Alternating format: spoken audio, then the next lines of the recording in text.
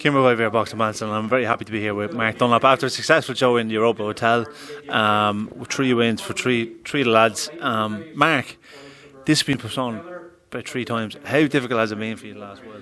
Yeah, it's been very, very difficult. As I said, I had the show rescheduled 3 times. I got COVID. Then the British Boxing Board asked me to stall the show in January because they weren't ready to operate because everything was in lockdown. Then they said don't go February, so we're here in March and we're out again in May. But it was very, very tough. We started with 5 fights, ended with 3, but 3 quality fights. You know, more or less keeping up with Paddy's Day, Cheltenham, Irish v English. You know, and 3 home wins for Ireland. Yeah. I imagine it got to the point where it was almost unenjoyable trying to make the show. You know, because you were speaking of how you put forward so many opponents and they were turned down and. At the moment, opponents are very hard to come by in this game. Small hall boxing has been the hardest it's ever been for you. Yeah, well, it is small hall, but it's a dinner show, so you can't get any bigger than Europa for a dinner show. And what I'm saying is, you know, like tonight, Tyrone McKenna's fighting in Dubai. Michael McKinson's fighting in America. James Tennyson's fought all over the world. Tommy McCarthy, and they've all done their homework, their groundwork on these shows. So you can't get to the top unless you start here. Anyone who tries to jump in at the top straight away, whenever it gets tough, you know, they always seem to falter. So you have to build yourself up in different steps. And all the lads have done that today. They were very good, like, you know. So first fight we'll look at Ruder and Farrell. What's your thoughts on that fight? Well, as I say, it was his debut. He was very, very, very nervous. I was worried about him because he was very nervous. You know, it's a big thing. He had a big crowd there. He'd done a load of tickets. And I'm just glad it all worked out well for him. The kid came in heavy. He came in light. It was just one of them. It was just one of the things in boxing. It was just the show goes on and he done well. And I was surprised how well he done, yeah. Second fight, Jason Hardy. He was very, very impressive. I thought he was very good. I think he needs... You know, his management team are going to step him up now anyway. You know, if it had been another round or 2, he'd have stopped that kid. That kid was tough for 4 rounds. He showed great shot selection. He was a good amateur.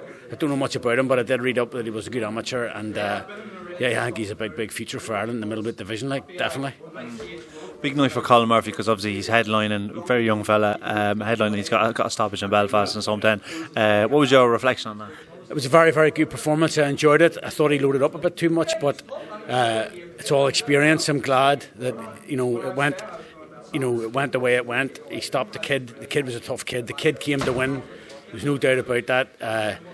And yeah, I'm very excited about Colin. As I say, he's only a baby. He really is only a baby, and he's got some engine. It's unbelievable. His team's doing a great job with him, so I'm happy.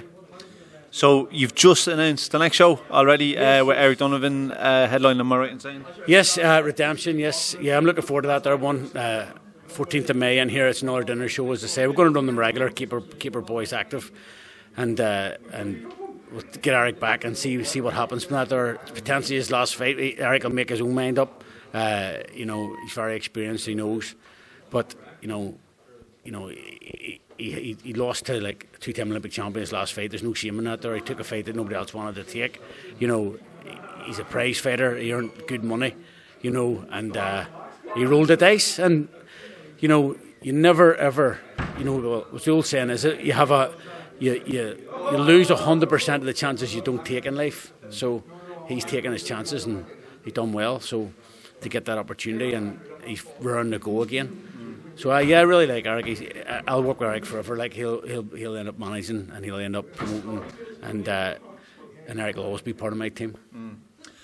Tommy McCarthy finally got his rematch with Chris Billiam-Smith. Yeah. Was it difficult at all making the rematch at all? Well, it was difficult, to be honest with you. I've been working on that for ages. We were promised it a long time. It didn't happen. He had another go in between. They were trying to get Tommy a wee silly fight before Christmas. We didn't take it. Tommy's been training like a demon, and we're going to go here in front of a crowd. And Tommy, I think he won the last fight anyway. So he's going to do a masterclass in this kid. Like really, this kid, Tommy should never. We know what happened whenever he didn't get the decision. We know what happened to that referee. Now he's been downgraded and the referee's a friend of mine. But scoring in Tommy's fight was terrible, and the scoring for the Catterall fight was terrible. So it is what it is. And I'm hoping now we'll get 3 neutral judges and we'll see who's the European champion come next month.